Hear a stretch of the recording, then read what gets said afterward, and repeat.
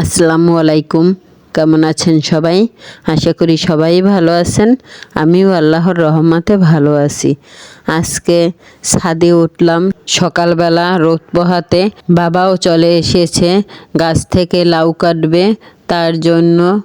তো এই যে দেখেন কি সুন্দর প্রকৃতি, দেখলে চোখ জুড়াইয়া যায়। যাই হোক, আমার কাছে তো সকালবেলা ছাদে উঠলে অনেক ভালো লাগে। এই যে দেখেন কত সুন্দর সবুজ গাছগাছরা, লতা পাতা দেখতে কত ভালো লাগে, তাই না? আমার কাছে তো অনেক ভালো লাগে, ভীষণ ভালো লাগে। তো যাই হোক, আসলে শীতের দিনে গ্রামের বাড়ি থাকতে অনেক ভালো লাগে। আর বিশেষ করে যদি আমাদের বাড়িটা কিন্তু অনেক সুন্দর।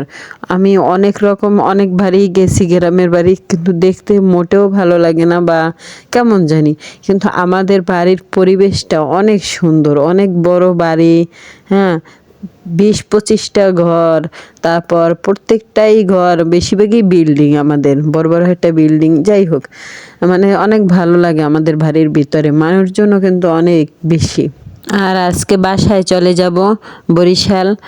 তো বাবাকে বললাম এই লাউ শাক কেটে দিতে।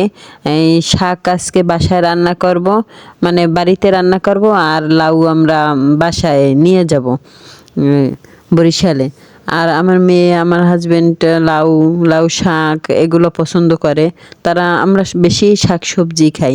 আর এই যে দেখেন গুঁড়ো মাছ দিয়া এই কলা পাতায় এই কচুরলতি দিয়া রান্না করেছি।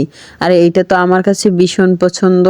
আর এই যে কলা পাতার যে একটা ঘেরান, মানে এই পোড়া পোড়া একটা ঘেরান, এই ঘেরানটা আমার খুবই ভালো লাগে। আর এই যে দেখেন এই লাউ শাক রান্না করতে নিয়েছি। আর এই যে আমার বাবা এখানে দাঁড়াইয়ে আছে। ওই যে দেখতে পাচ্ছেন, ওইটা আমার চাচাতো ভাইয়ের ঘর, ওই তারাও বিল্ডিং করতে আছে। সবাই ভালো থাকবেন, আল্লাহ হাফেজ।